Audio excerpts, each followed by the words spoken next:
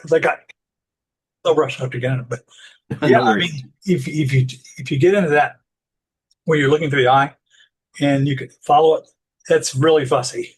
I did Yeah. that on the back of a ship with gulls, Hmm. and I got it to work, but it took me a lot of practice shots. Yeah. Also, you mentioned about the airport. Have you ever flown into Heathrow Airport? Hmm. Because I flew in once, and there all of a sudden I was looking out the window. I always take videos of my with my cell phone landing in airports because I think that's kind of interesting. Anyway, all of a sudden there was a row of like 150 photographers on a ridge, all pointing. They were obviously must be at exactly the right place Hmm. for a runway or something like that. And just all of a sudden, boom, they were gone. Just that quick. Hey there, Jan. Good evening, Hey, good on. morning, Good good morning, afternoon. afternoon, and evening. We were just talking. I mentioned to Teddy I was out yesterday with a 600 millimeter lens trying to get a feel for bird photography, birds and You go flight. for birds. Okay. Going for birds a bit, ended up with a big airplane. That was my best shot of the day, and the little birds were mostly too fast for me, but I did catch some. But there's a It's lot to difficult. learn about that shooting. Was it difficult? I found it difficult in the sense of I don't know exactly. I mean, I've done birding before, but not with the particular lens or that much reach that I was using. So finding like figuring out how to do tracking, figuring out how to have everything properly set, and just having the right instincts for motion. It's I have a lot to learn. A lot of the birders I've seen, like on ships, for instance, the railing of by the ship, they'll put a bean bag on the Mm, rail, and then Yeah, you sort of have some flexibility, like kind yeah. of yeah. like a help steady yourself. Well, I had a gimbal on my monopod, but if I do this, I might go out today for a little bit again, but I'll do it with that little side gimbal. You have that one as well, and then just put it on the base of the lens because it's it's such a heavy lens, so it's just a matter of kind of the Well, you lugging got it. lens on the base of the lens, and then you Yeah, have the other stuff back. But yeah, yeah, I've got yeah this one up here. This is a 200 to 500, and you have that. Yeah. That's what I do an Arca Swiss mount on this, yeah. but that's Here, yeah, and I'll bring up that picture I just showed Teddy a second ago, just so you see it too. But this is the picture that I really liked that I got back from the day. Oh, yeah. we never talked about And with those layers. One, two, three, four, five, six, seven, 8 layers. That's really cool Yeah, at the bottom. they talk about front and background, but you have Yeah. six. yeah, and the really like for me the geographically and optically interesting part about this that big mountain in the background, which is Mount Baker. It's a semi-dormant volcano, though it still is somewhat active. That's 150 kilometers away from Vancouver. That's down in the United States in Washington, and Wow. it's just the lensing of the atmosphere, and there wasn't too much haze, so that shows like that. But you get a sense of just how massive these mountains are. Yeah, and the airplane is quite sharp, eh? If you come in close, there's a lot of heat distortion, like Oh, yeah. Yeah. heat coming up. But I kind of like the fact that it looks like that because it's fitting for the rest of the image, actually. Yeah. So, anyways, that But was my adventure. you focused on the plane or Um, conceptually, yes, I believe I was focused on the plane. Though, as I said to Teddy earlier, when I took the shot, I didn't realize that there was a huge mountain visible in the background because, like, to my eyes, I couldn't see it quite as much, even through the what the viewfinder was showing me. And it wasn't until I got home that I noticed that what I probably thought were clouds in the moment was actually the mountain. So that was total luck that the mountain was framed up that way. I was on a clear day in Alaska, and I thought there was just big, massive white cloud. No, it was Denali. Hmm. It's rare when you get a clear day like that. I said, "Holy crap!" I still had to blink my eyes a few times to realize that it was a mountain because it's so huge. Yeah. Yeah, I remember once in Hawaii, just kind of really getting a sensibility to like the big shoulder mountain, the volcanoes that have those long shoulders and huge shoulders, and you realize the mass of it as you're driving for 3 hours across just a portion of it. Yeah, ever since I was a kid, every time I see those types of mountains, it makes me feel like all you have to do is just kind of skip along and run along the edge of it to the top. Yeah. How was your week, Young? Yeah, Any fine. photographic adventures? What do you say? Any photographic adventures? Yeah, I was the same thing. I'm still working on a series about the Central Station in Amsterdam. So I go there twice a week or three times a week, and I found out that I'm not ready yet. So I have to go more. So I go Right. deeper and deeper in my yeah. I feel that I'm growing a bit. So then you don't have to stop, eh? Yeah. Well, and But you are likely finding times and locations within the station that are, rich ones in terms of what you are taking pictures of. yeah, sometimes I'm going making pictures through the glass or from inside to outside, or yeah, I'm trying to make it more, yeah, that you get a feeling uh, of what the people are thinking. Hmm. So I don't know how it is in your place, but here in the station, the people are walking like uh, staccato, as the like uh, if they are machines. Yeah. Or they are clothing the same. The clothing is the same. They all have a mobile. They don't talk to each other. And this is this kind of feeling I'm searching for now. Hmm. Kind of Not alone in not the that crowd. I'm photographing people with cell phones, but I'm it's difficult to yeah to have what you have in your mind to make a story of it because it's not happening all the time. Hmm. Yeah, and I mean here. I was just thinking about like because of the in part the time of the year, and it's going to get worse for me here because we have the World Cup coming to Vancouver, the FIFA World Okay. Cup. Yeah. So when you go to a like what for us would be comparable to a grand station, again, we don't have so many of them in Vancouver. There's always such a mix of tourists in the Yeah. groups.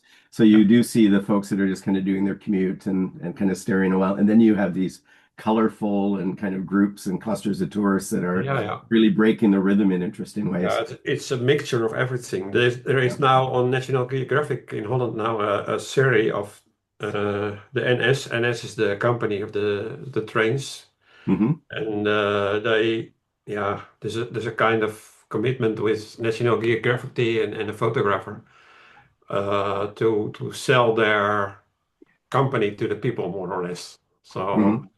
But this is a different kind of story that I'm searching for. But it's nice to see what they are doing and what I am doing and what's the difference. And Yeah. they just see it as a commercial thing. They wanted to show it to the people as go by train and have fun. For Right. example, you have dance events, so then they have a train where you can dance inside and things like that. The show, or they make a story about people who lost their luggage. Hmm. So then, yeah, this is not funny, but that they are ready to help the people. So. Yeah, it's nice to see, but on the other hand, for me, it's too commercial. Commercial. Hmm. Yeah, they're selling their services and the adventure of their services rather than the experience of the people. Yeah, and but there was a photographer who made these photos of this thing as well, and all these photos are now in the central station. So Hmm. now and then I go along his portraits and photos, and then you see things uh, that I cannot see. So he go up the building where I cannot come, or he has light what I don't have, or yeah. One there was one photo with a boy who who took said goodbye to his girlfriend, but the glass in between. So Mm. the girl was inside and the man was outside. Hmm. This was a good photo. This kind of thing I'm searching for as well. Yeah. What's when you open your eyes to everything around you sometimes, and then you all of a sudden these things pop out at you, like looking through a glass, and whatever reflections there might be there, and Yeah. whatever texture might be. I mean, a lot of people don't even never see that. They never No. even look at that. But then I think as a photographer, you should be wide open for that kind of stuff. Yeah. Who knows what it could be? And you always have to be ready. Yeah. Sometimes you are Yeah. bored of not having photos or bored of the days is dark or things like that. And then it's happening all the time in 10 minutes. Hmm. And so you never know when it's going to happen. That's true. When I But was a I do. kid, I used to want to build my own house with a tower, like a lighthouse tower. So 360-degree views of just being able to take photos of the clouds. Because I Mm. mean, sometimes you get on a day like this past week, we had these spectacular clouds. But you're going to have utility poles in front of it and everything that's driving by. Oh man! But and it have something way up high like that on Yeah. call. Yeah, So Teddy, that's the profession of a photographer. Eh? So he needs to find out when it's the best for him. yeah, they have in for astrophotography and other things, they have a type of camera called just a sky camera. So it's basically just a little teeny tiny thing. You point it straight up, it gives you a 360-degree view, basically of the sky, and you have people who just they'll put it on a pole outside of their house or on in a dark site, and then it just goes, and you can get these beautiful textures of the day Oh, through the that sounds night. interesting. Yeah. So but I think building the big glass tower would be far more Yeah, exciting. that would be the easy solution. Yeah, yeah. But about birds, you were talking about birds. I don't know. I showed Teddy, I think, last time when I was in a fish in a market, a photo with my 50, some photos of my 50 millimeters, Hmm. with a bird on a fishing selling place for fish. And there was a bird on the corner of the roof of this place. So I made a small series about that. Oh, nice. With What I've seen, with my 50 millimeters, and because they were very very close, and yeah. they were not afraid.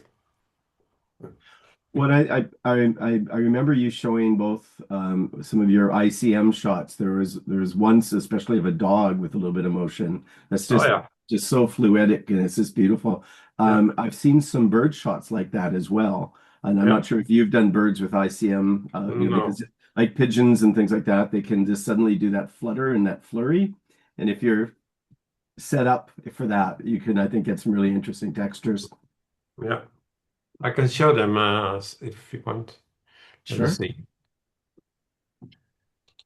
Yeah, as I say, yesterday I did get a couple actual bird shots, but they were of the really little guys and they were just booting it because they had a headwind, but it was Oh, still okay. fun to capture them. They are not in the right order. So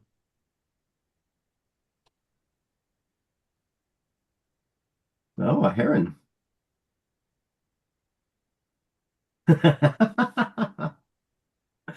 They are so ungainly until they hit their stride, and then they're beautiful to watch fly. These are really great. Hmm.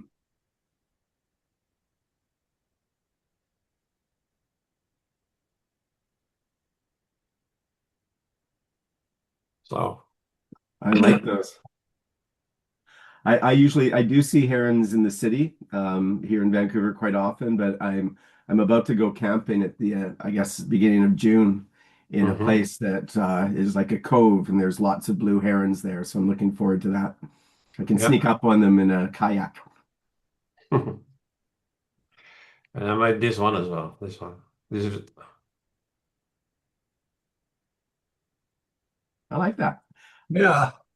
Now, of course, if you post that into Weekly, someone will say something about your crop, but Where's the I head? I kind of like the details in the absence of the head. Yeah, I think details are good. Birders here. I like made it details. more. Here I cropped more. I think this is better. Yeah. Well, like the one you had one with on the left side of the screen, there was a close up of a heron, and then you had the other one farther away in the sky. I think you should work on that one. Let me With see. the one looking at the other, or the one with the two? That No, well, like that, yeah. I mean, you could even copy and paste that, copy the bird on the left, and then paste it into another shot. And then two birds, one on the left and one on the Yeah, right. you probably have to adjust the tone of the sky so it doesn't look like it was pasted in, but that would give you what they call deep focus. Yeah. Remember you showed us one a while back where you had a cyclist that you had placed. You had a really interesting cyclist, and you did superimpose it into another shot. So now this can become your heron that you drop into some other shots. Yeah, it's possible. Always. So It's kind of a menacing looking bird in a way, but depending on how you ended up. Yeah. but this was not my intention to do it. And then you meet something like that, and then there I go for it. You say, there I go for it. This is the nicest thing of being a photographer. You always come to places, or there are you are shooting things that you don't expect. Hmm. Well, my wife is really she's got ADHD. She's really been studying it. She's a college professor, so he gets into something. She's researching everything about it.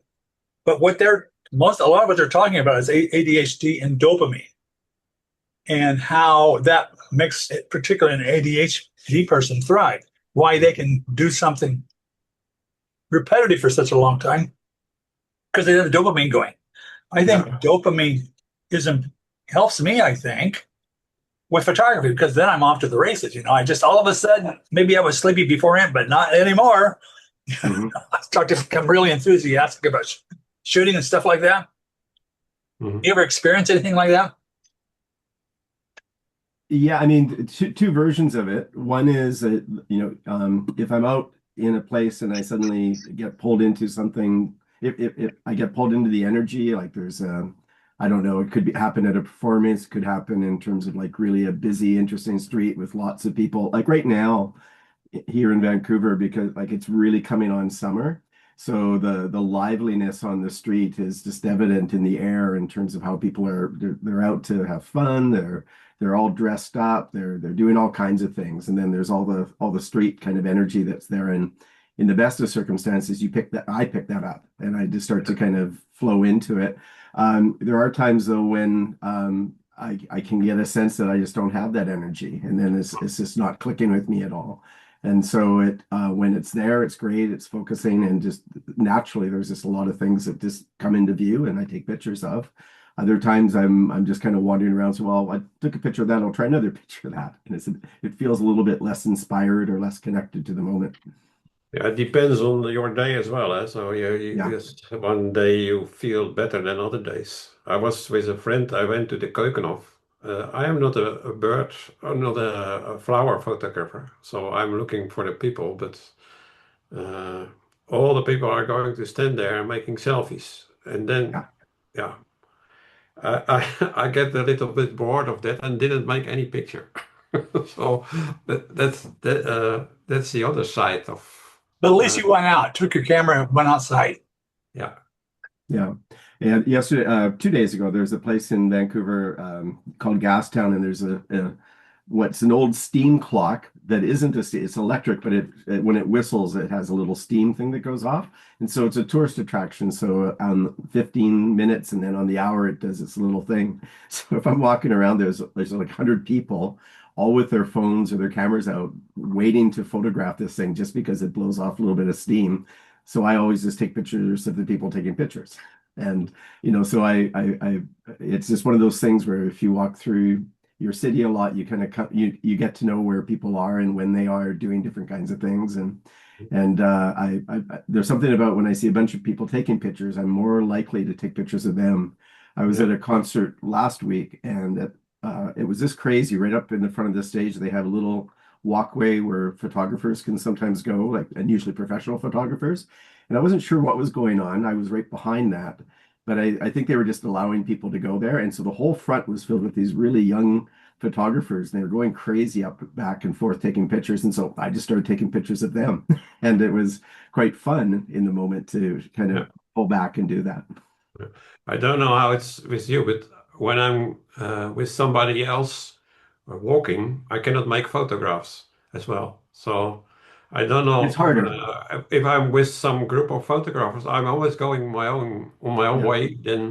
Then I can make photographs. But when I cannot walk.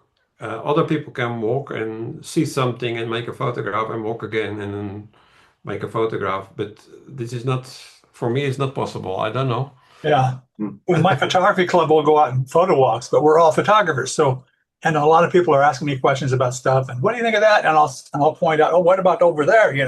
You sort of, you're able to keep that flow going, but it is not the same as shooting by yourself. No. And Yeah. I got in trouble, kind of not real in trouble, but I was at Boulder Falls and there was another photographer with a really nice camera. And I was on a spot, but people were kind of waiting in line to set their tripod up. And I waved to him, says, quick, get over here. We caught a second conversation. Turns out he's with his wife. And when I was talking to him, I says, your best bet is to go by yourself. You're trying to break them up. That was nice. Yeah. So she gave me the dirtiest look. Like I was trying to figure out a way to get out of it.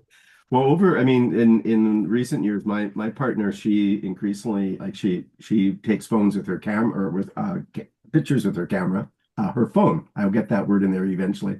So just with her iPhone, and she's a really good photographer. She's got a really good eye, and now that her phone's got a better camera, I'm just often really impressed by it. Like, so we go out on long walks and everything, and she's developed patience with me as I'm photographing whatever the heck I'm photographing. But she increasingly is doing things, and the last couple of months she started to actually do street photography in a sense. As we walked past these three women that were walking towards us, they were all very colorfully dressed. Next thing I know, she had positioned herself behind, taking this great picture, catching the three of them in the contrast. And so she's always had a really good eye, but she's doing her own photography more. So I think she's bored But you with have me doing my competition now. photos and You is have doing her own. a kind of competition.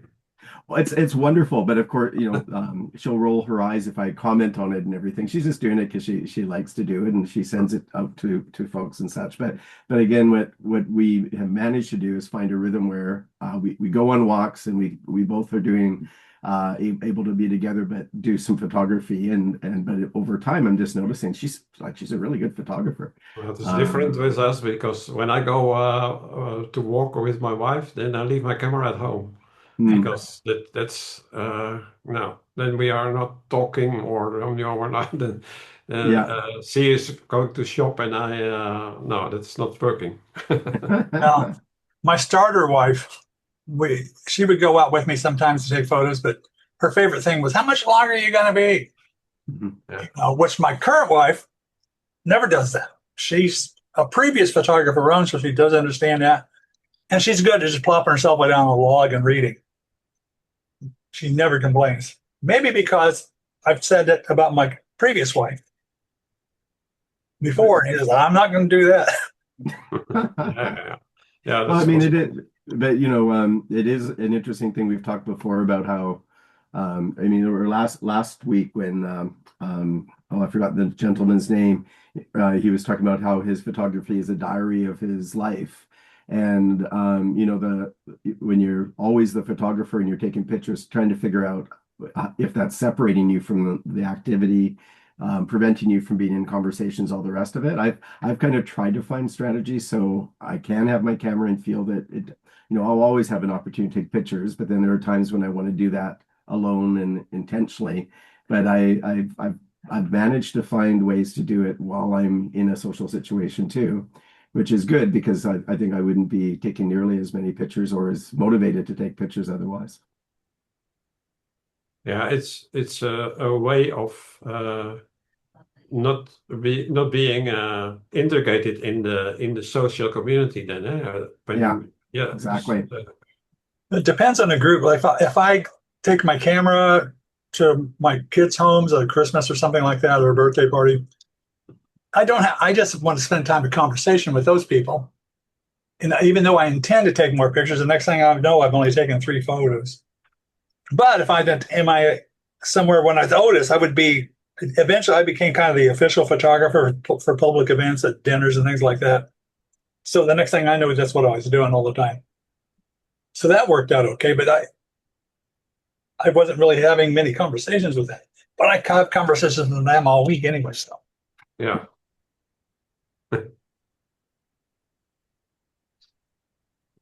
now also this is something one of the topics. I thought this would be a good breaking off point for that. What I this is about patience, and I often use the term and not the frame the shot and wait, which is I think is a great idea. But I struggle with the patience. I'll quickly see frame the shot opportunity with somebody walking down the street, and here I am ready to go, and then they turn the wrong direction. So then I look and there's nobody coming down there. I have a hard time waiting for somebody else to show up. So Uh, how do you go about it? It depends on what you are photographing. Huh? So, for example, when you're searching for foreground, middle ground, and background, and there needs to happen something in the middle ground, and this is to fit in your frame, then you have to wait. Yep. But how long do you wait? Yeah, too short. Because when you're waiting for a long time, Alex Webb is a master in this. Huh? He only makes a picture when everything is fitting. So he is thinking, and then in the end, he makes the picture. But before that, yes, I made a lot of decisions. I wait for this, I wait for that, and if this is not coming, I cannot make the picture. So and if it's not there, he doesn't make the picture, and he come back next time. Mm-hmm. Well, and I think that's a principle too. I mean, over time, I know that there are neighborhoods and places in neighborhoods and times that I walk through neighborhoods where I know that there is a likelihood of an interesting visual scene. And so I haunt it, I suppose, in some way of thinking. So the patience there is also continuity that I know that like if I go to a certain corner at a certain time of day, I know the direction of the light. And then it's a matter of the opportunity that presents itself in that particular visit. But I can always go back. For instance, do you remember a few weeks back, I shared a picture. I discovered inside of a bank down in Chinatown, there's a glass partition that has that glass dragon on it. Mm-hmm. And people were not so happy with that picture because they got kind of distracted by the fact that there was all the street elements in it. So I keep going back to that building at different times because it's interesting visually for me to see what's there. Here I'll show you a recent shot of that where I think I'm responding to people's critiques about how distracting it was to see the inside and the outside, not by making less of the outside, or sorry, less of the inside in the frame.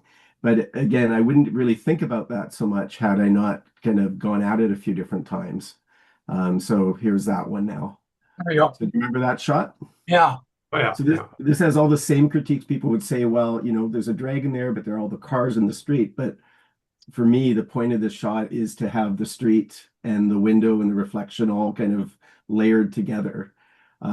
It's busy and it has a lot of different things going on. But there in that 52 frames group, I had to kind of do a shot that was inspired by photographers. So for me, this was Fred Herzog meets Saul Leiter. And so I'm trying to shoot through material, like in this case, glass with reflections, with bright colors, and also in the neighborhood that Fred Herzog shot in. So that's why I brought them together. But, again, what I've done here is I've made the inside a lot less obvious than was the case last time, but it's the coming back to a shot I've done before that then has me trying a different way of doing it. I'm still not sure this is a great shot. I'll go back and try to get a better one even than this, but it's, kind of the development of how you see a location that can be helpful in terms of what you go looking for in the first place. The superimposition of the dragon, it's got a lot of potential there. Yeah. Yeah. And I assume you're inside the building and that's the dragon. No, I'm outside of the building. Okay. I'm on the sidewalk, and we're actually seeing it's kind of confused because I'm on the sidewalk that woman is on, and then there's a reflection inside of her that's inside of the bank. But the difference between the last one is there's less of the inside to provide structure of the kind of interior space. So there is interior space here, but it's all kind of projected out on two planes of the street on a 90-degree. Like there's a corner here, and you can see both corners in the reflections. Yeah. Yeah, but another difficulty is that we are not all photographers like Sol Leiter and Alex Webb. We think we are. We think we are, but we are not. So we need to grow, and we are on another level than they are, I think. Absolutely. Yeah. Yeah, and it's more like, how do you take, like for me, it's just taking inspiration from, on the one hand, shooting in the same locale that someone previously shot and being aware of that and trying to see if I can I gain from that reference and use that. Yeah. And in terms of Leiter's photography, what I absolutely love about it is the way he plays through, especially glass and materials and other thing in order to kind of create that almost surreal sense of color and layer in so many of his images. So those are things that I just kind of try to work with and try to do something that has that reference. Well, you obviously can get there easily. If you get a chance, I would go there every single time you get and study it, work the scene. Study. Yeah. Well, again, that's the fun part. Like I have a sense of the time of day when the dragon kind of glows. It's almost like a Lord of the Ring thing. At a certain time of day, the light illuminates, and so I know when that happens. And then it's a matter of the chance of what's going on in the street, and then trying some different angles on it. What is good that you have a thing that you are connected with, so that this could have been a good photo, or could become a better photo. It may one day be a good photo. Yeah. That's all you have a thing to work on, and if you have a lot of things to work on, then you have a good path for being a good photographer. Yeah. You earlier, Jan, you were saying that the work that you're doing with your series now is something that you feel that you are growing. How do you describe that growth, or what you perceive as growth? First I was only busy with being in a hurry. I made a series of 4. Now I'm more or less ready with a series too late. So this is more or less, I have 12 photos which I'm more or less ready with. But after this, I tried to, what I said, try to find more the way people are behaving and why. Mm-hmm. And to try to translate that to photos.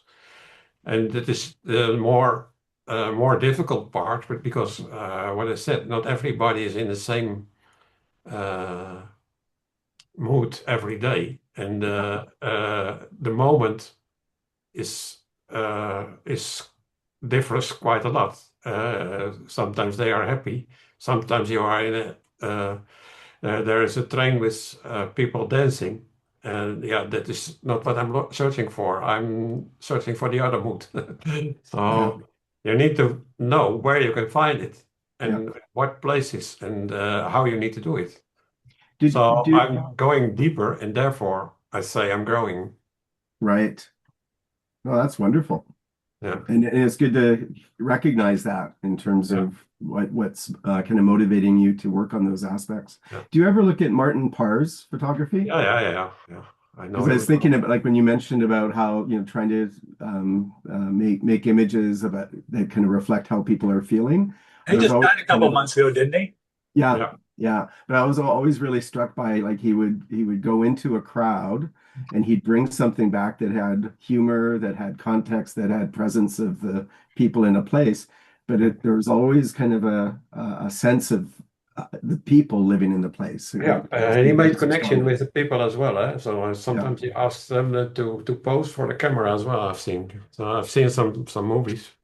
yeah. So, I really like his work in terms of like he just seemed to, and he kept dropping into places and then would kind of elaborate these wonderful kind of series of images that kind of, showed beach life of yeah, the British, for instance. yeah. Really fun And stuff. he used all the time flash, most of the time. Hmm. So if you're using flash, then you are not invisible. But And I just saw a quote from him, "I'm creating fiction out of reality." So that's also an interesting yeah, Yeah, I perspective. think well, I think your question Jeff, when you question Jan about what he was meaning by growth, and I think that it can be very helpful to photographers, not essential, but to put into words about how you do something. mhm, And I think if you did that to your own photographs, you can find things because you're automatically going to say, "I use this f-stop, blah," and all these other things. It's going to lead you to a trail where you'll get more understanding mhm. or give you ideas and go, "Hey, wait a minute! I used f16. What if I use that?" Because the thought process would have occurred as if you were shooting. Hmm.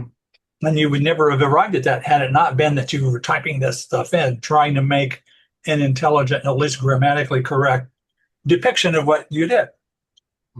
And I think I enjoy that. One of the things I like the most about being on Flickr and the weekly is this. I get more out of the reviews I put out that I create than the people that read them. Mhm. So, and I think that's fun. You get insight Yeah. you wouldn't have otherwise. Yeah, and I looking think, at other photographers in YouTube is one of my favorites as well. So Yeah. I look sometimes at videos of Alex Webb, and I see how he is making photographs, how he is observing, and how little photos he makes. And mm, so he comes back with 100 photos, and then he says, "Oh, well, today it's nothing, I think." But all the decisions before you don't see. And yeah. it's So we are coming back, or I am coming back sometimes with 300 or 500, but it's far too much, I think. Because it's the only, if I'm happy with one photo every day, I'm quite happy in the end of the year. Hmm. So actually, I'm photographing too much. No. But I don't have, but I don't have too much experience to do it like Alex Epp. So, and he is a professional. He is giving workshops for 1,000 every day for a person, I think, more or less. So you don't have to learn him anything anymore.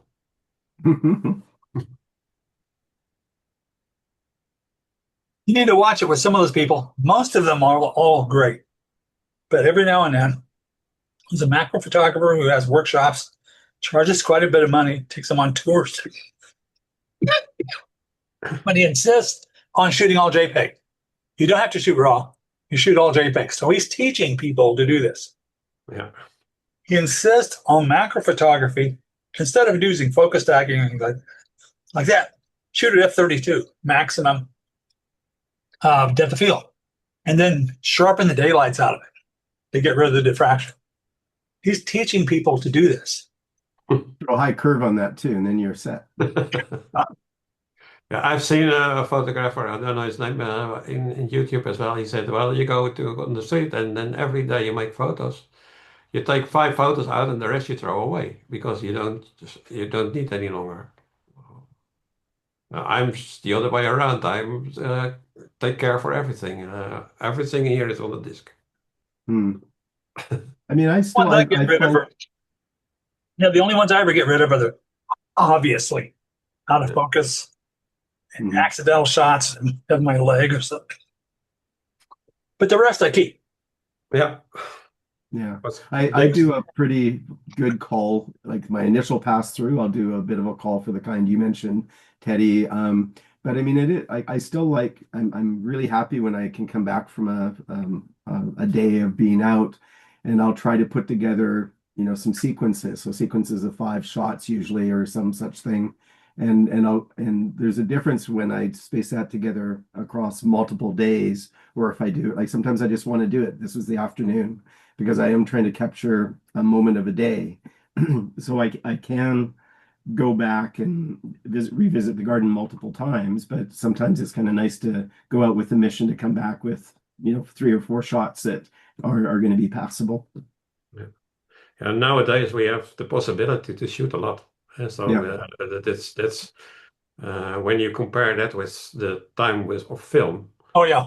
then you have 2 rolls, maybe 3 rolls, and then that was it. And then you have to wait 3 weeks for having the photos. Yeah, I mean, I mostly shoot just like 1 shot at a time. I don't use burst mode hardly at all. Like on most cameras that I shoot with, I don't even have much of a burst mode, and that helps me when That's one danger about going to birding photography or other things where you do a spray of 30 shots in a couple of seconds, and then you have to actually weed through all of that to Yeah. find the shot you want. But no, I prefer like moment, moment, moment if I can do it. Yeah. I'm starting with burst mode now in the series about too late, because sometimes I was too late or too early. Just an empty branch. You wouldn't have believed this bird that was just here. Yeah, yeah, the one that got away. I was at Mount Auburn Cemetery in Boston, a historic place, and all these birds. They got an arboretum and birds all over the place. So I was taking pictures, and this lady comes up and says, "Do you know where Fred is?" And I'm looking at her. She's got another camera. Then I realized she thought I was part of her photography club. Okay. Oh. So I said, "No, yeah, I don't know Fred. I'm not just a regular photographer from Indiana." But then we start talking to each other, comparing each other's cameras and stuff like that. So it's just fun.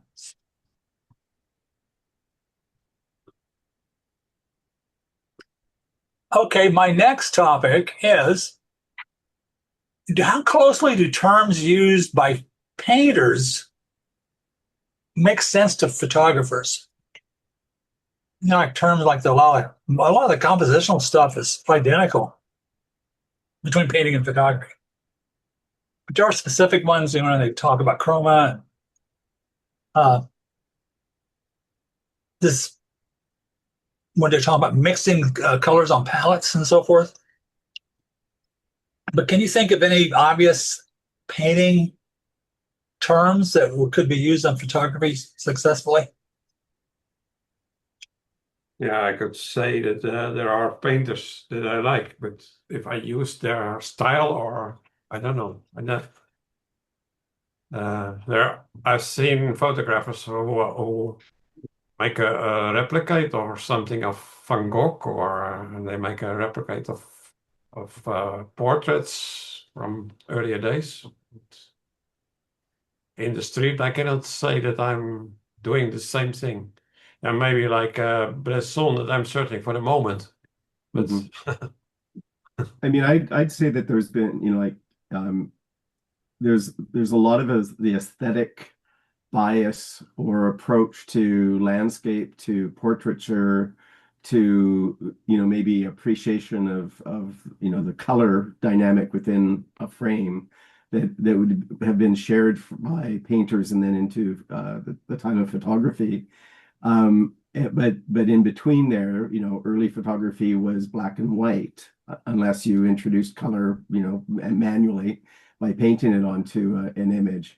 But a lot of the kind of grammar of how we do portraiture probably still bears a lot of connection to earlier, portrait painters. And that was, there was a whole industry of people who did portraits for people, painted them before the photography came along and basically put most of them out of business or converted them to be photographers. But I think that a lot of the things that one works out in terms of the finished product in terms of perspective, in terms of organizing space, probably some of the things like the rule of thirds or how you organize a canvas likely apply in both of those media in interesting ways. I'd push it also to, like I showed previously, I'll find the book, people who are really good graphic artists, people who do comic books and who do animation and things like that. In a similar way, like there are ways of organizing perspective to kind of use leading lines, to use organization of elements within the frame that all have maybe a impact in terms of energy or mood and things like that. But certainly impressionism comes through in a lot of photography. Like I think that the gap between when we could do color or black and white and then we could do color probably changed how that evolved a little bit. Had photography come out the gate doing color, I think it would have been a more direct connection. But a lot of early, the way in which people even play with the abstracts now with photography, and not just now, but going back in the day, like Ray Mann and others, I mean, that really lent itself to the former presentation of art through a more painterly set of techniques. Okay. Yeah, I agree with both of you guys. To get back into the history of art in general, because you have different histories. You have like in Asia and stuff, like what they're doing, what they do compared to Renaissance paintings and things like that. And I think one thing I didn't even think about this before, but you mentioned about black and white, because I've often wondered about black and white. What if there was never, ever any black and white photography? And whenever people made images, it was always, obviously, it was color. Why on earth would you paint something in black and white? Although I do believe there is some artists who did, like in the 1700s or something, who did black and white painting. But it wasn't like didn't take off.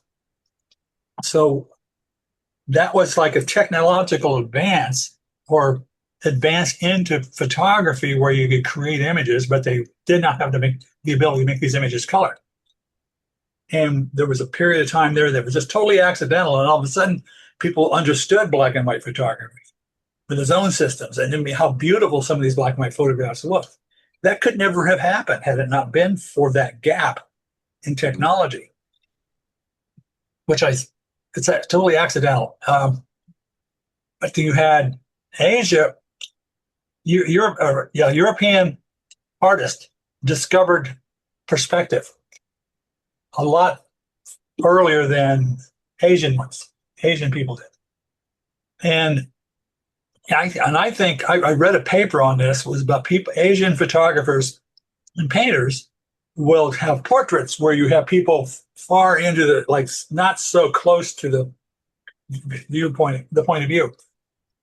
And this person had all this evidence and stuff to support this, but was because they didn't understand perspective for so long. They created their own kind of aesthetics about how a portrait should be. Where, of course, we have Western portraits are really close to the point of view. So, but then you also take a look at Renaissance paintings of cats and Asian paintings of cats. Mm. And the Renaissance paintings of cats are like horrible. Well, like just a caricature or something like that, where the Asian paintings are pretty realistic. Excuse me. So you have some variations in that, but we've also got old-time, centuries old rules of composition. And I don't like to use the word rule. I think it's just concepts of graphic design. The rule of thirds, space, rule of odds, the golden spiral. Those are pretty much constant. So when you go in photography, those same rules equally apply in both painting and photography. I'm going to resort for this guy.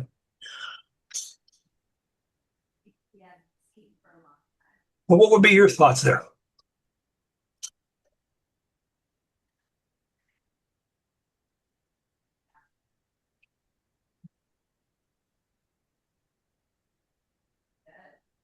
Okay, here's the one. The term abstract.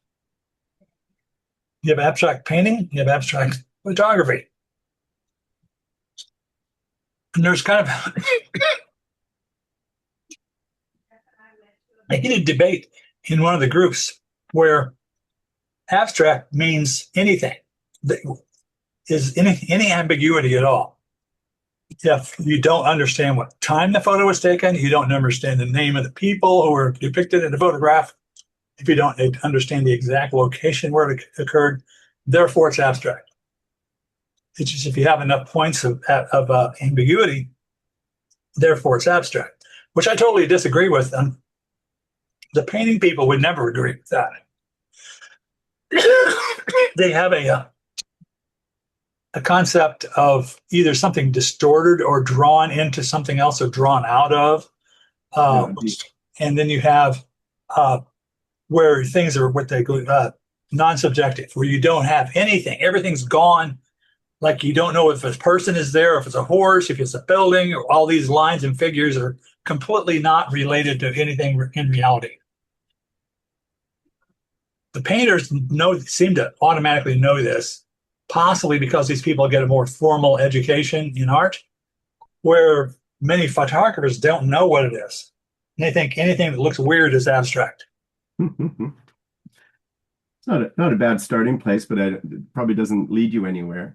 One of the best experiences I had trying to grapple with the idea of, let's say, abstract approaches was when I was in Barcelona and I had the opportunity, I think I've been twice now to the Picasso Museum there.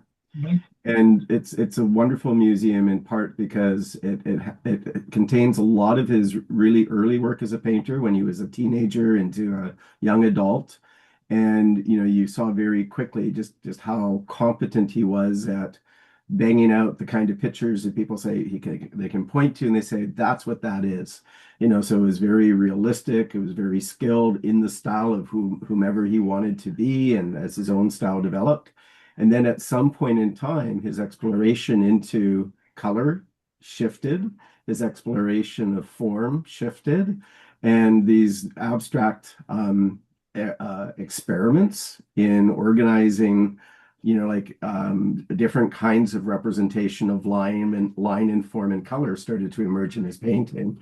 There's one room in particular that is fascinating, which has, I don't know how many canvases, but they're fairly small canvases of him doing explorations of the forms in Las Meninas, the Velacroix painting. And you see him doing version after version after version. And there are times when he's simplifying the forms so they're at one point just these little strokes that are geometrically kind of in the position of the Velacroix frame. And then he just goes wild from there and so completely disassembles and reassembles and repositions. Salvador Dali dabbled with Delacroix, was that and so again I think to your point that idea of abstract techniques having at some point a reference to an intention to isolate, to reassemble, to represent in a way that's meaningful.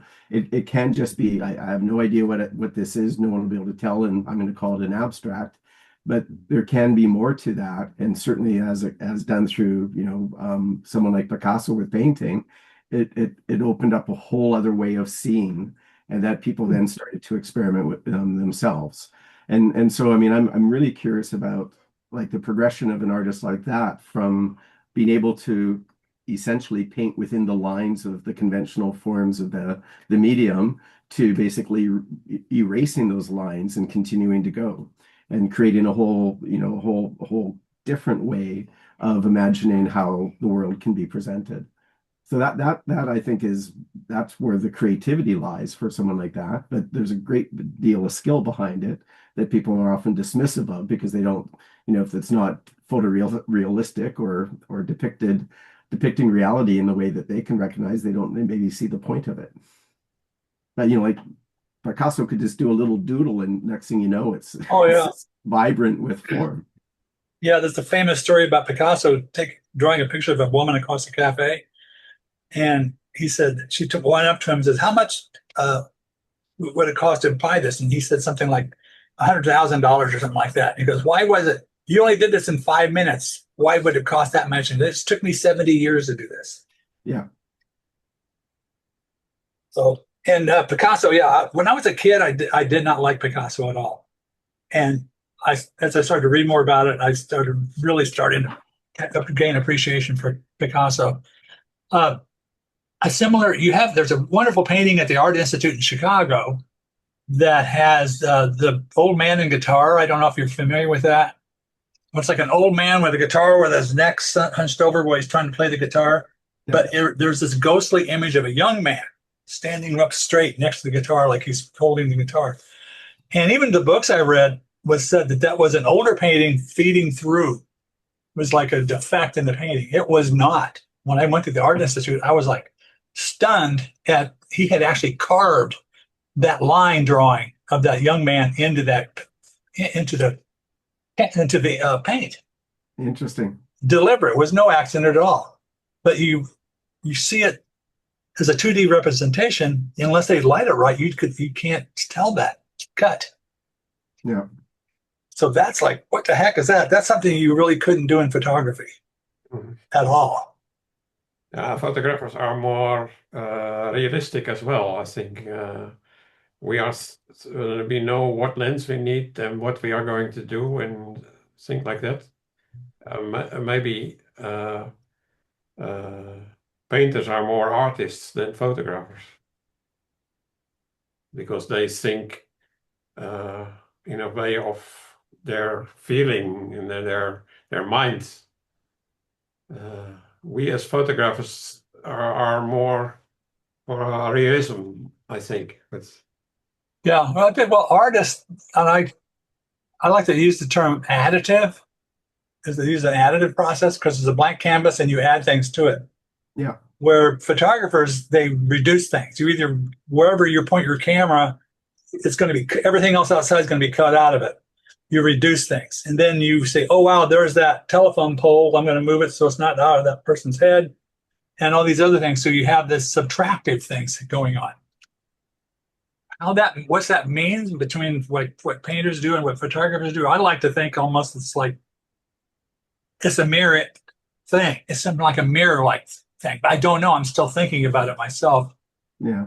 To have the skill though to go from a blank canvas and kind of build up towards that final image. I mean, whenever I watch, you sometimes see those videos that show someone painting something, drawing something. Like that's a level of ability that I wish I had. I can't draw nearly to that, or I don't know that I could build out something like that. I have it in my head that I'd like to do this, but then I try to do it physically with my hand. It's not going to work. And patience would be required there too, because it takes a long time to make paintings. Yeah, exactly. For example, you have photographers who make still life. They do more or less the same. So they put on the table things that they want to photograph. Yeah. But I mean, there's another quality, like, so I'm thinking of, some folks kind of had a mixed response to the photo that you shared this last week, Jan, with the cyclist and the two circles, picking up the wheel and that bit of plastic piping. Like when I look at something like that, like one of the things that I really love about that kind of approach is that that moment that you captured with those shapes in that proximity was only there just for a split instance, and you got it.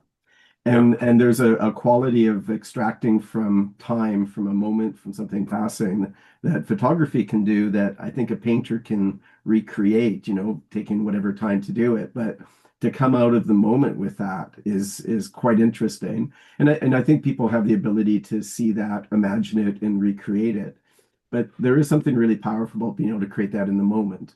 And, that one, it has a certain amount of whimsy to it. But, if you are a sports photographer and you catch someone making an amazing catch and you have it, properly done, you freeze a moment there that's very spectacular in terms of, human achievement, skill, what have you. And again, you pull that back from the moment. So that's a power that photography has that has a lot to do with the mechanics of it, the technology of it, and that kind of leads to a whole kind of a pursuit of these works. Painters don't have this kind of thing, huh? That Yeah. we have that. But I just took this photo because I was thinking I have to do something with that the thing for the garden. Eh? I don't know what's the name in English, but the the the round thing for the garden. What do you call that? The garden hose? Yeah, the for making water at the flowers. Yeah, Yeah. and I saw this thing and I was thinking, well, I have to do something with the keys and with this thing in her hand, but I didn't know what would happen. Yeah. So I waited and waited and waited. And then in the end, the bicycle was coming. I was a little late because it was not sharp totally, but the idea was there from the beginning that you see something that's triggering you. Hmm. And then if you don't see it in total, you have to wait. That's the only key to success. Yeah. So another way to kind of play across this divide, like if you back in the 19th century, the illustrated news would have, the news of maybe not quite the day of the week or the month, depending on the time frame, but you would have these illustrations of, let's say, an important political event or a battle or some such thing. And, it wasn't until, 30, 40 years later that they were able to do it with a photograph.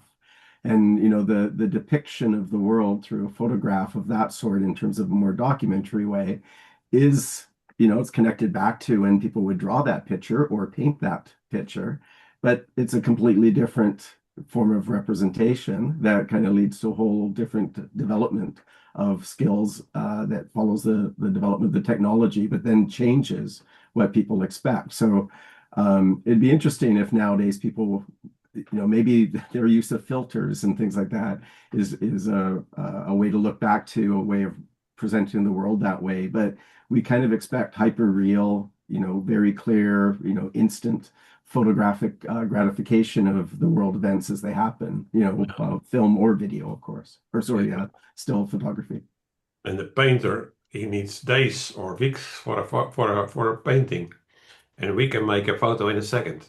Yeah, which was a huge disadvantage to the portrait artists that basically were put out of business unless they learned photography back when photography first started off. Mhm.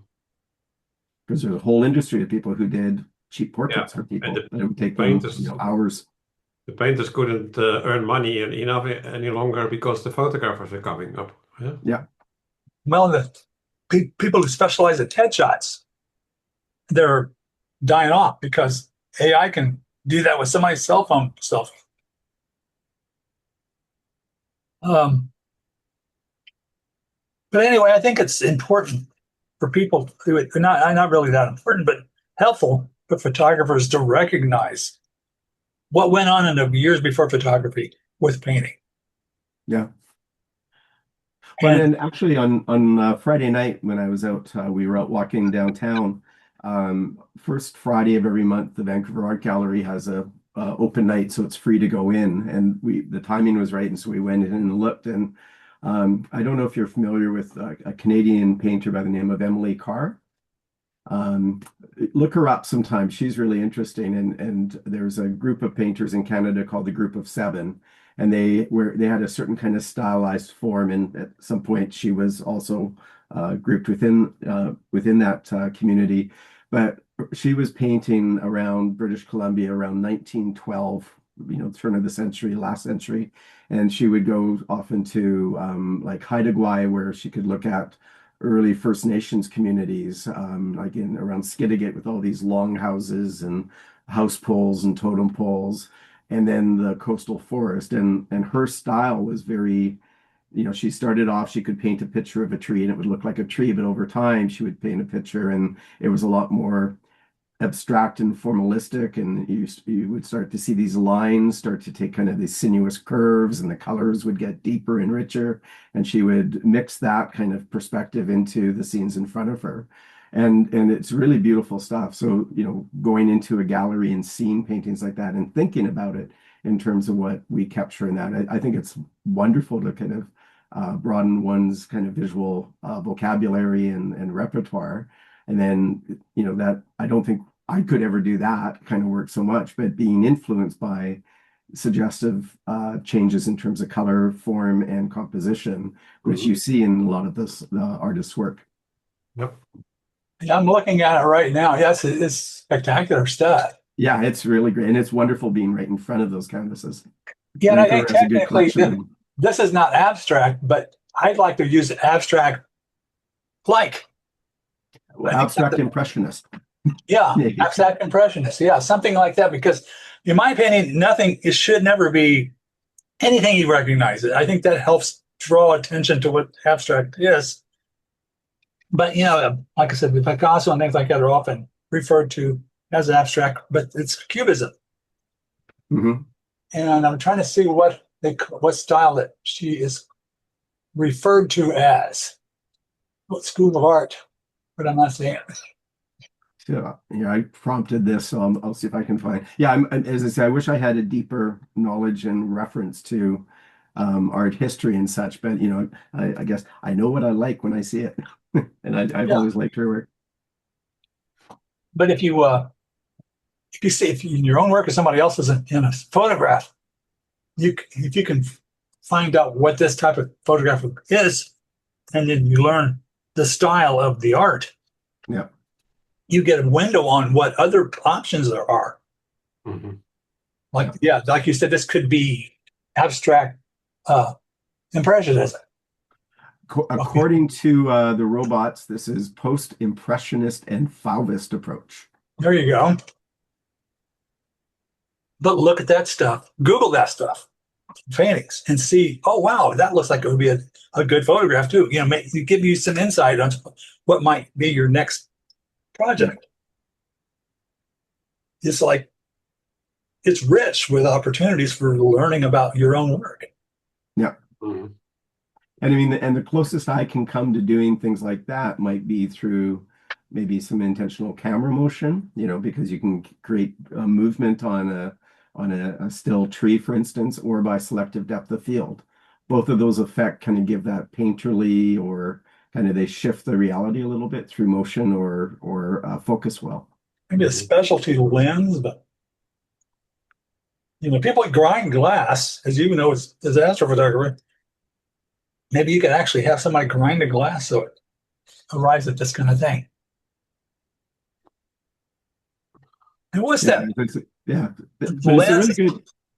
It's a hot lens now that distorts things similar to this. Mm-hmm. Doggone it, I can't remember the name of it now, but it's all over the place with advertisements. There's some swirl thing that I'm seeing increasingly on people's posts.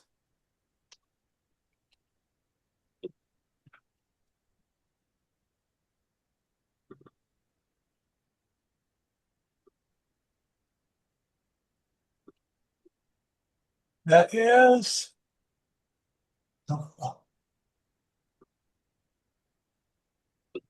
Oftentimes, I just want to get the text and get a video or something. So anyway, I'm going to bring up just on Emily Carr for a minute again. I'll just show like I saw this one just the other night, which is wonderful to see. I can't quite get a better site for it, but that gives you a sense. Oh yeah.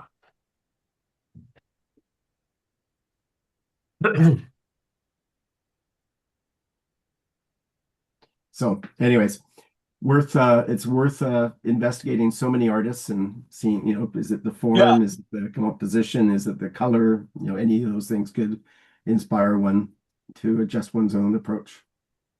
Yeah. Lens baby. Yeah. That's the one you get a lot about. People will get some weird results, maybe similar to what Emily Carr did.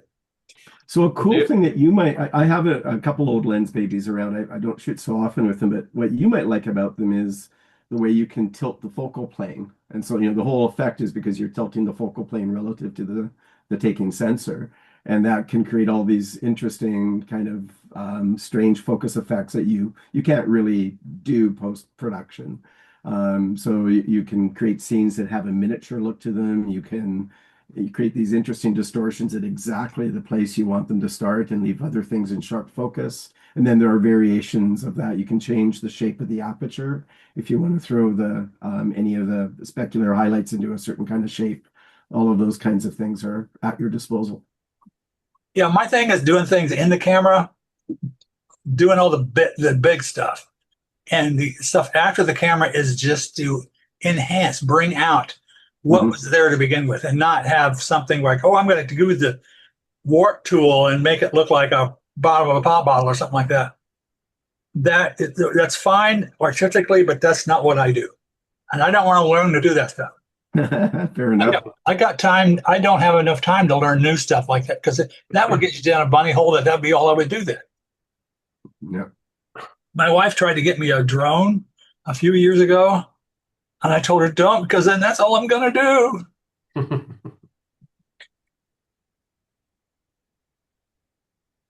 Let's see, on the other, oh, wrong. Nope. Now, I was thinking while you were talking about paintings and the influence on photographers, the other way around, it is as well. Photographers, photos of photographers are the basic for painters sometimes to make a painting of a photo of a portrait. You don't see it a lot, but painters are using it as well. Well, there are painters who develop a very photorealistic style, like hyper photo, realistic. And, I wonder if that's also a response to photography as much as it is the ability to, faithfully reproduce something that looks real, even though it's on a two-dimensional surface. Yeah, but painting is much more older than photographing as well. I think the influence is more from the painters to the photographers than the other way around. Have you ever heard the term secession in photography? The secession? No. No. That's one disadvantage of the background. I got this book. We cannot read it because this book is about stuff that happened in 1892 to 1910 that's called The Linked Ring. And when photography first started out back in 1850, there was scientists.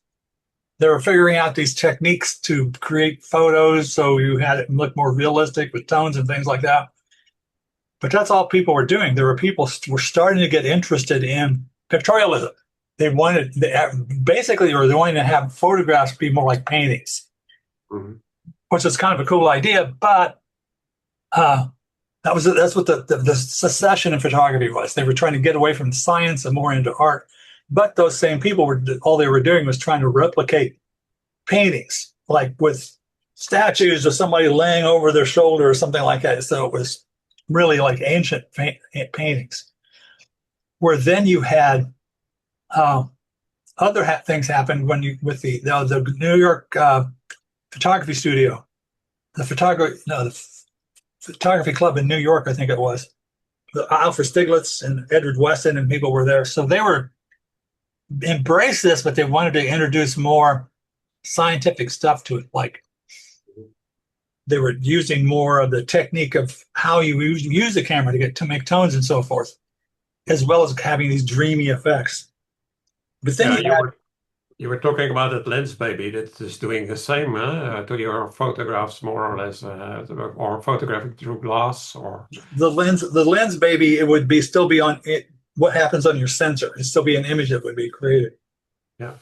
But after this, you had Ansel Adams in the group. Edward Weston is part of the California School of Photography or whatever, where they were like basically scientists who were artists because they really knew how to work a darkroom.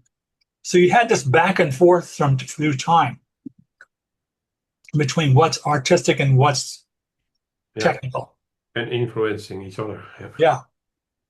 And now it's AI and stuff. It's like I'm going to show you a picture I took years ago 2009. That's Len's baby. Just so Oh, you it's been can down see around that long. the kind of, That's pretty cool. yeah. So, you know, again, you can, I mean, one can try to decide where there is any focus in the shot, but again, by playing with the plane of focus, you can create some really interesting effects. You know, that have I think it has a painterly quality that I think attracts a lot of folks. That was my son when he was quite young. Um, and you know, it can get old very quickly. Like you wouldn't go out and do this all day long, I'd hope, but it can create interesting effects when you use it. Yeah. People used to apply Vaseline on the lens, on the Yeah. objective of the lens. Or plastic, huh? Or plastic bag. So that's just an old one. This one is kind of cool because I still have it. You basically are tilting the plane right on the thing and then setting it. And then they came out with a slightly less goofy looking way to do that. But it's yeah, it's a creative tool. Yeah.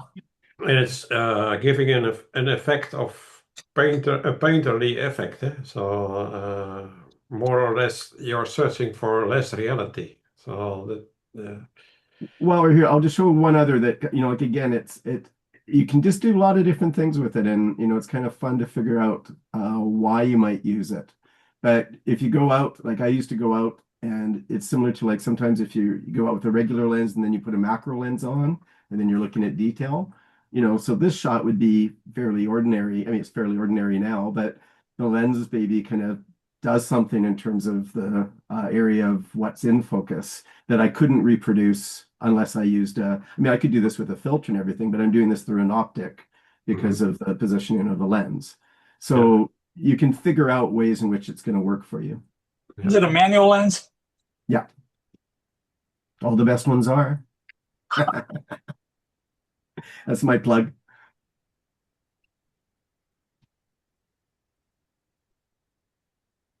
So anyway, which kind of branch out of that stuff. Something else you guys mentioned earlier, I was going to bring this up as a topic. No, I can't think of it.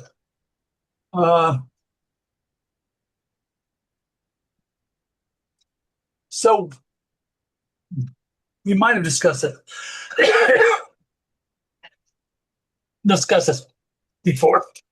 Some people are birders, some people are astrophotographers, landscape, portraits, you name it. Those are different genres.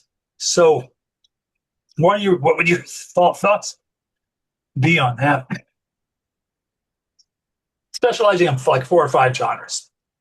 So, would that be an advantage, or are you stealing away from like birding to something else? yeah, you have, for example, photographers who are doing only birds, and they are very good in it. So uh, they are specialized in sharpness. They know what lens they need. They know their shutter speed. They are good, and they cannot do what somebody else is doing in another part of photography, another species. And it depends on the person, I think, if you are going to another branch of photography or not. Uh, I am more, I have, I always say I don't have a style, I do everything. But there are people who have a style in making text sharp photos of birds. And I appreciate it because this is nice to look at. But Mhm. it is difficult to talk with them when you're doing everything. Yeah. I I mean, I think about like Craig's photography, his macro photography that he shares. I kind of have I've labeled some of his work in my head.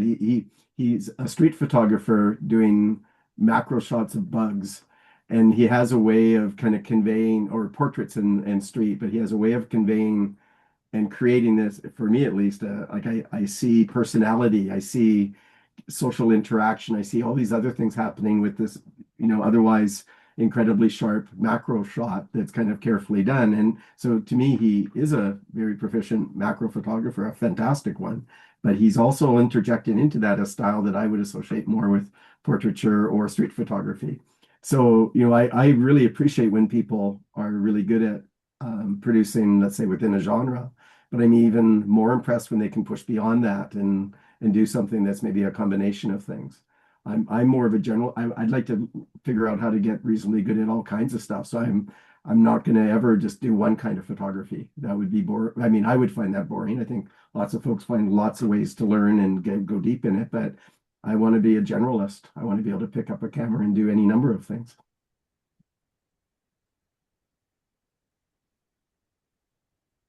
Oh, you're muted, Teddy. I was scared to death of doing street photography, and maybe I'm not a good street photographer, but became thrilled that hey, I think this is a street photograph. I was like, wow, why? I mean, it was so thrilling, just for that, even if I wasn't any good at it, So I think it's if I mean, maybe if you're that type of personality, I think I'm kind of on the anal side, or I'm on the spectrum or something like that, but I tend to obsess with photography. And maybe that if you obsess on one thing like birding, and that's all that counts with you. And what they're after is a specific bird, or a specific bird and their chicks. Yeah. That kind of thing. So that would be, and the story grading, or where do you have to drive to get there, and you have to park in this one, all shoot to get it like 5 miles or something. More a detail of a detail. Yeah. So that's what they're into. And so I can't criticize that at all. And especially if they're having fun and they get joy out of it. Yeah. But I think to learn as a photographer, it helps to expand into other areas. What you said about street photography? I think you have to go over your anxiety. Just do it more, and then when you do it more, it's less. You have to be less afraid.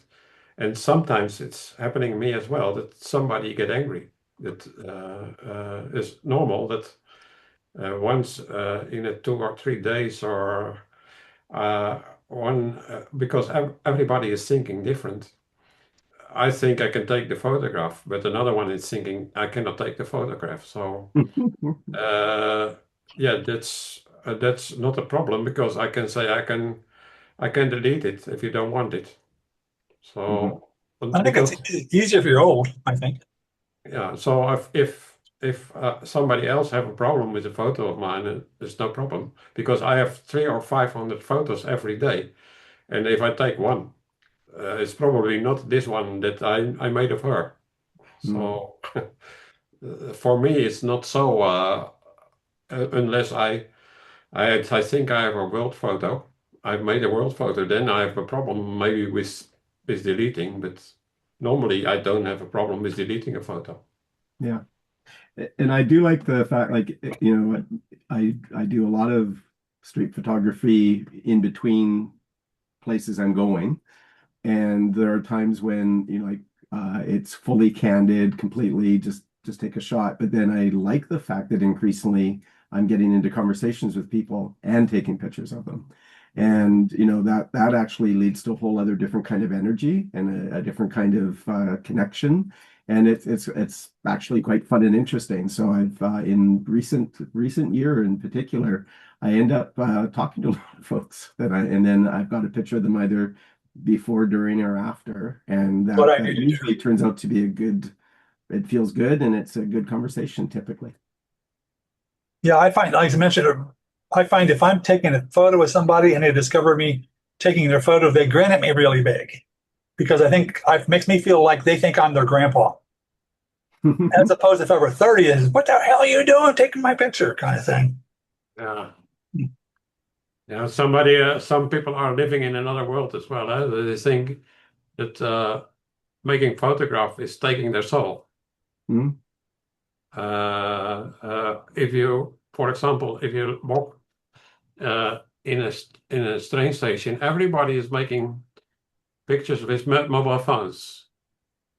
So, and that's not a problem. And then when a photographer make a photo, that's a problem.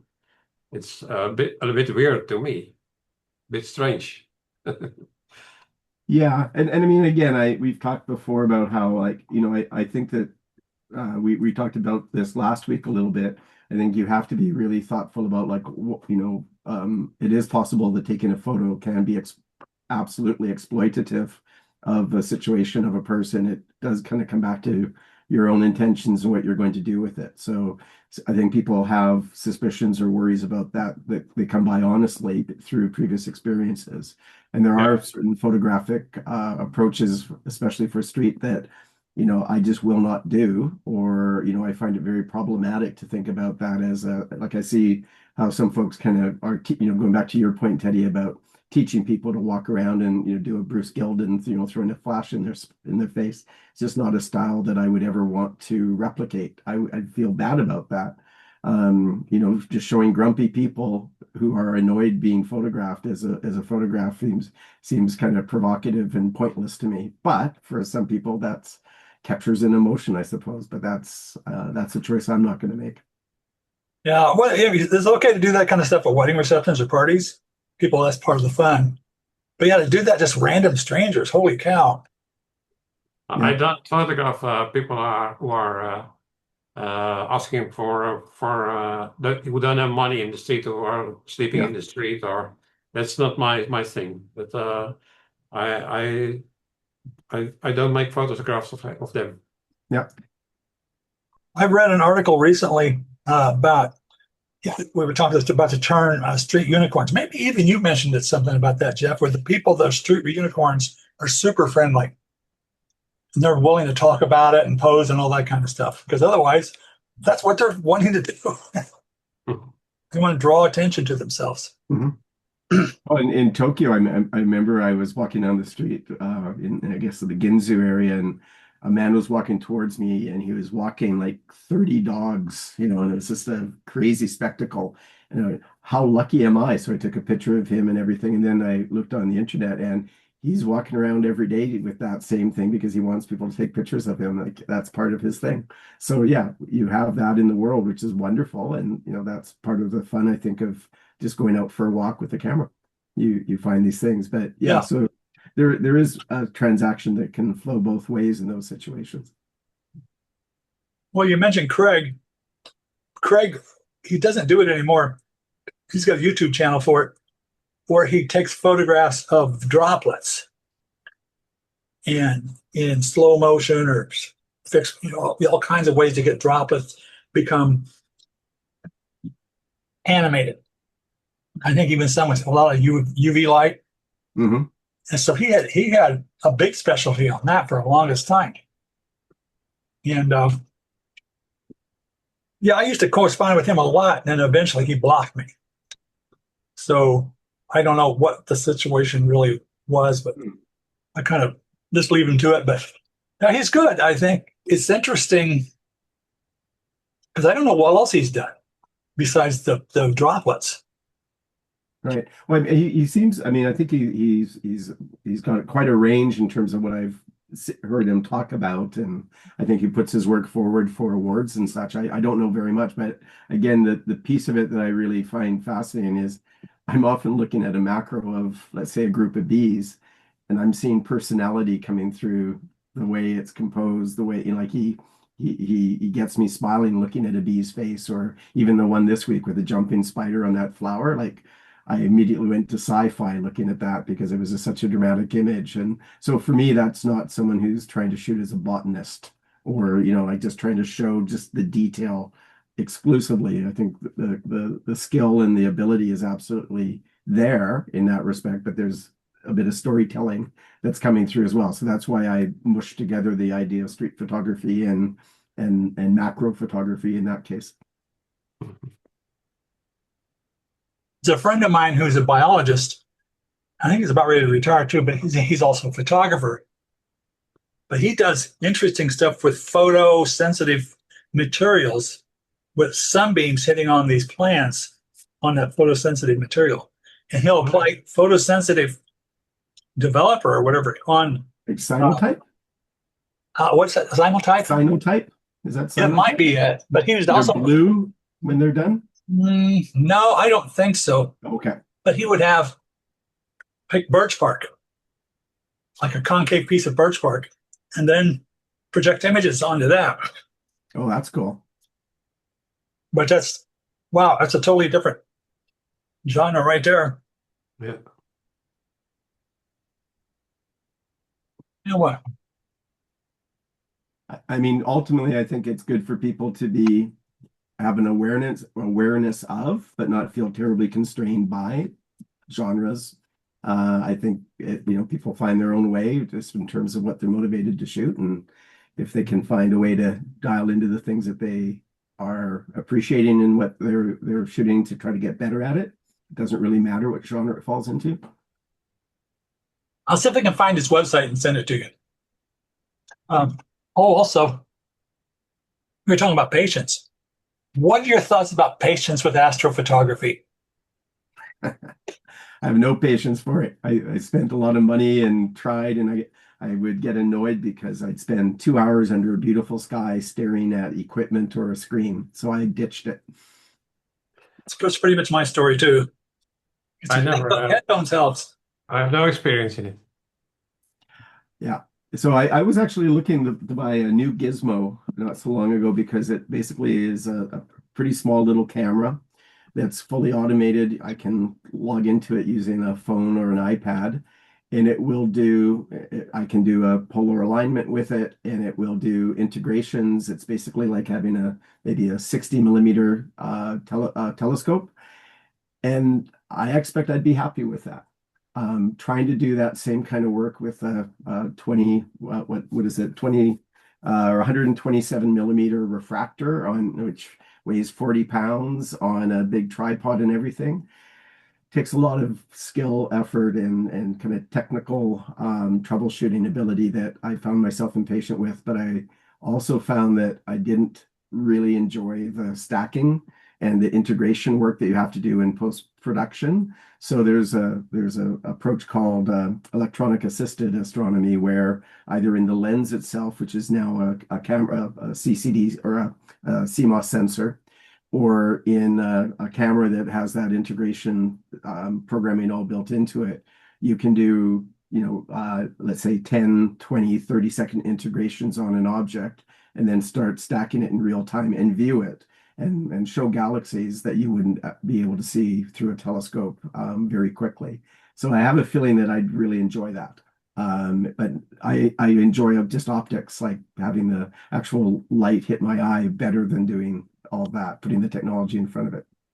Yeah, another problem I had is I got some I thought were okay astrophotographs, but then compared to what other people have, Yeah. holy cow, it's going to take me years to get that good. Yeah. Oh, yeah, I think it's a lifetime of skill building. And I mean, the other thing about it, like my trap was that I took a couple good pictures along the way, kind of lucky shots, and I did what I thought was a pretty good eclipse shot once during a solar eclipse down in Oregon. And then I thought, well, I'll just kind of go into this a little bit, and no, nope. With eclipses, you just have to wait till the next eclipse and just try it again. Yeah, yeah, it's as I say, it's a tricky thing. It's a deep rabbit hole, and you can spend an enormous amount of money on it. You need time and effort. Yeah, and good skies, really. Yeah. You can image from the center of a city, but then you have to use narrow band filters. So you'll do, let's say 6 hours using a certain filter, then another filter, then another filter. And so you're just doing wavelengths of light, and you have to bring them all together in order to create the image. But it's very finicky stuff. You have to be very good at it. Yeah, a lot of work and knowledge.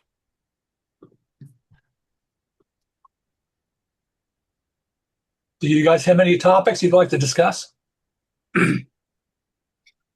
Well, we a couple of weeks ago we were talking about square composition. Did Oh any yeah. of you go out and do any squares? Oh, we did. Yeah, we did do squares. You want to look at some squares? Sure. Hey, I can start up some square photos. Pretty please.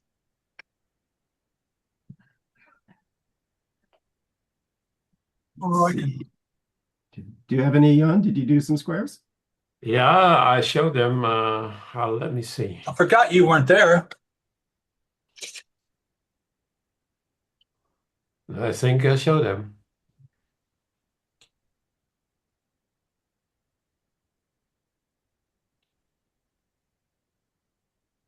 Let me see.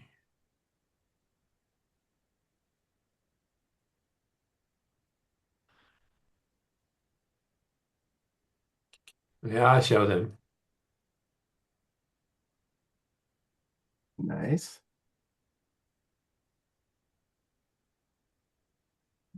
The same as car as I did before. I don't know if you remember that one, but Yeah, I remember that. Yeah, I remember you had the S coming down from the bright area at the top of the frame Oh, I that like ended up that one. in the hood. That's an obvious one there.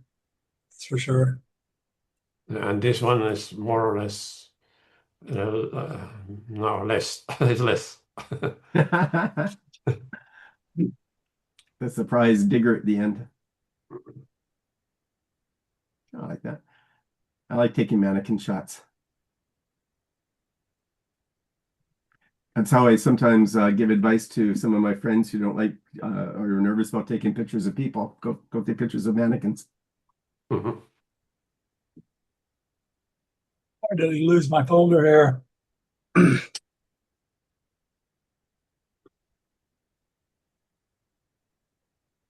So we have to think about our new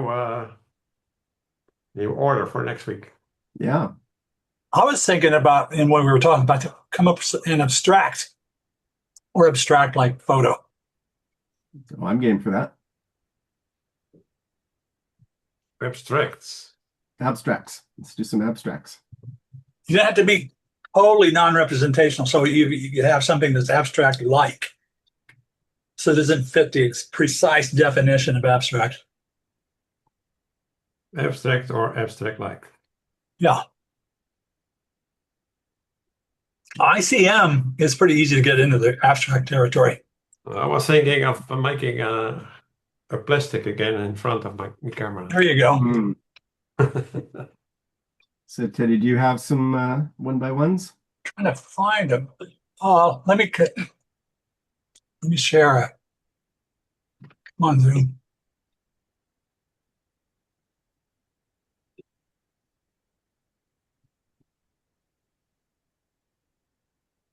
I'm going to be in here somewhere. Squares. Okay, there's one There's one. of my wife's profile. That's cool. I like the Sharp eye. sharpness of profile in the eye. Yeah. She's had LASIK surgery where the lens has been completely removed. Mm-hmm. And what I was trying to do at this moment, if you get the light just right, like you're sitting at a dinner table or something, and it's kind of dark, Mm-hmm. you get this weird glow, like a pinkish purplish glow. She looks like a replicant. I want to capture that. There's this one square. Oh, that works really well. That's one of those shots where the sky almost looks like it has a hole in it, just fully because of the arrangement of pieces. You talking about this one? Yeah. Like it's almost like there's a hole in the sky right there. Yeah. And there's a line which is not straight from the air, so straight down, and it's a bit weird, a bit, One thing I like to do is yeah, make it more ambiguous yeah, as to what you're actually viewing. So this yeah. counts So as an it's abstract, by the by. yeah, it's not normal. Yeah, it's a kind of abstract this as well. Yeah, I like that. It's just Venetian blinds. This abstract like more.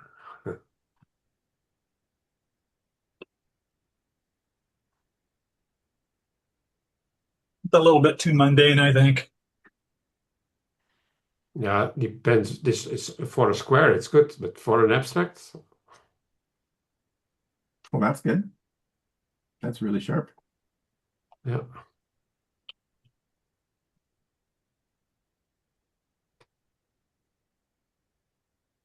Is this a square?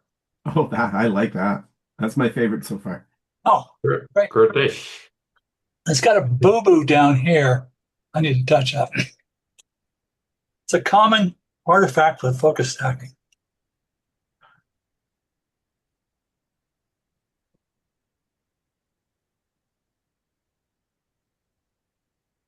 You were at the train station. Yeah, that works really well. Yeah. Even like the different levels of blur are quite intriguing. It's almost like they're two different pictures. It's a good idea. This is what I want to do as well. This is one I posted. Oh yeah, I remember that. Yeah, it's nice. That's not square though. What's No, that? No, no, it's rectangular. I have to double check it. it was like an 8 by 11 or something. A little bit squatter.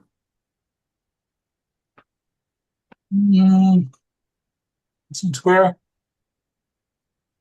But these are old photos. This is from last year. Yeah, I So don't know. Here's a you square were one. you were working on this project already before. This is last week. Nice. Yeah, this is working because of the colors, huh? Yeah.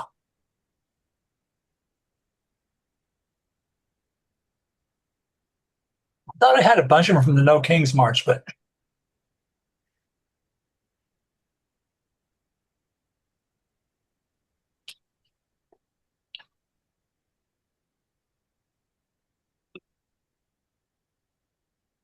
That's Nice cool. I like shadows. the angles on the lights there. Yeah, I think there was kind of a rhythm there that I liked.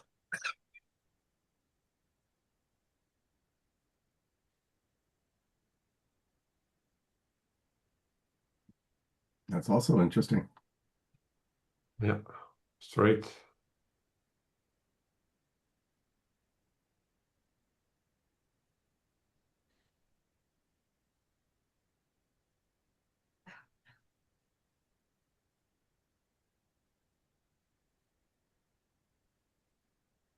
I think with all of the architectural shots you do, I think you can find all kinds of interesting ways to use a square format. Yes. And squares within squares. No, this is not square. Yeah,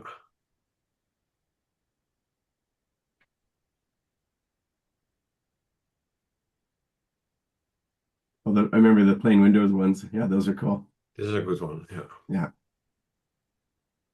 and you have under you have more room than up. It's working as well. Of course, flowers are easy to get square. Yeah, it's working as well.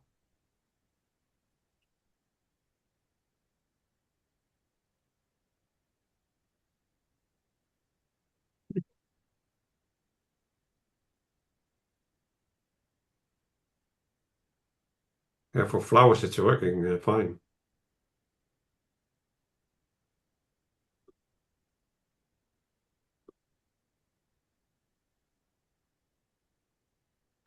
This is I like nice. that. Yeah, It's a train station in Seattle. nice structure. Same train station. Cool. Yeah, because of the minimalism. Hmm.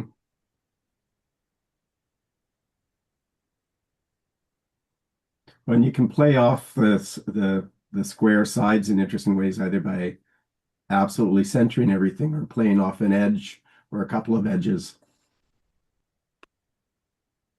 Yeah, in Instagram they use only squares, huh? Yeah. One reason why I don't like Instagram. Oh, I like that one. Yeah. Should get some views like that coming up soon.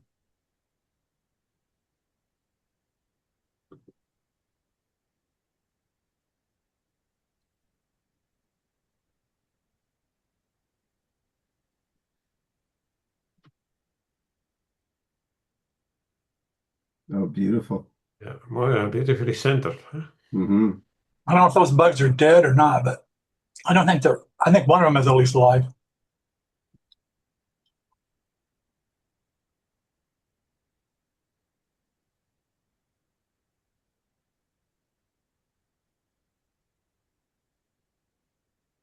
Teddy, I've got a few I can show as well. Sure, yeah, go. Let me go and stop sharing. A few I pulled up. A second here. There we go. Oh, there you go. There's one, you look at it with your non-dominant eye closed, and you should get a pretty good stereo effect from this. It's looking into a hallway at night through a grate. So But this is abstract, this is not a square. It's kind of It's a square. voyeuristic. But yeah, I was trying to find ways not to be too square within a square, but it is a square. Maybe next week you can do a square and abstract.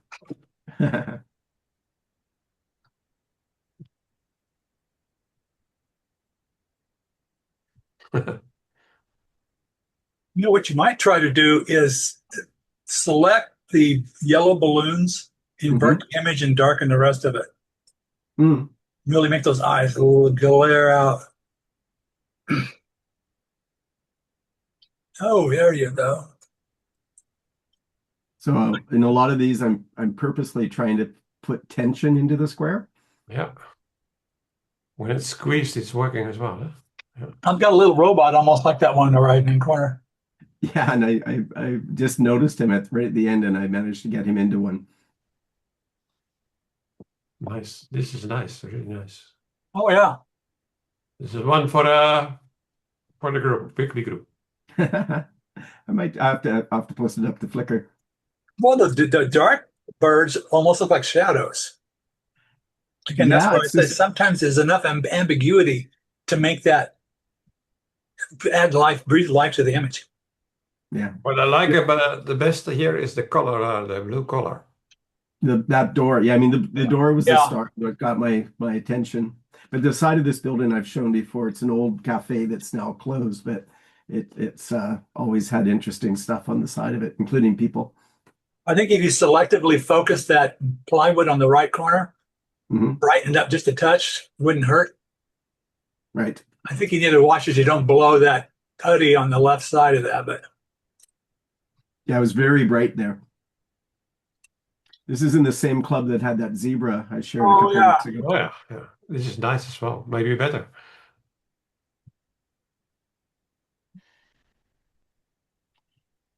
And Did then you get good comments on that zebra or not? so. I mean, I've got another one. Like people, I think what people didn't maybe realize about it, that was just a shot, and the vignette there was part of the light. I didn't do any vignetting there that wasn't already there. So I've got another one where I've got a person in profile with that zebra. Here, I think I've got that close by. So I think I would have been more successful sharing this to the group because Oh, I yeah. wanted to see some people. But I've been taking pictures of that zebra for a while, and I really like it. So I think it was Yeah, it fun. looks here you look at to have some interaction, eh? Yeah. So, and I'll show you one more square. There. So I did a flower one too. But again, You I are kind of wanted to off-center them. Yeah, you are playing with not to center them, eh? Yeah. man, I struggle with tulip interiors like that. Yeah. I never can get one right. That's better than what I've gotten before. Yeah, so anyways, it's a nice thing to do. And I don't, I guess with my phone, I could see a square format in my camera, or maybe with an icon, but otherwise I have to do this in post because I don't have a camera that will show me that format. Hmm. But hold on, let me end share once I find my mouse. There we go. All right. Anyways. Here you are at 3 o'clock. Now, would you want to do abstract or abstract like photos for next week? That Next sounds week good to I'm me. there, but then the other week I go to Spain. Oh, wonderful. Lucky you. I think that ought to be a title. The other week I go to Spain. Right. Well, enjoy the rest of the week and We we'll see each you other soon. with some extra abstracts next week, eh? Yep, you Sounds bet. good. See All you. right.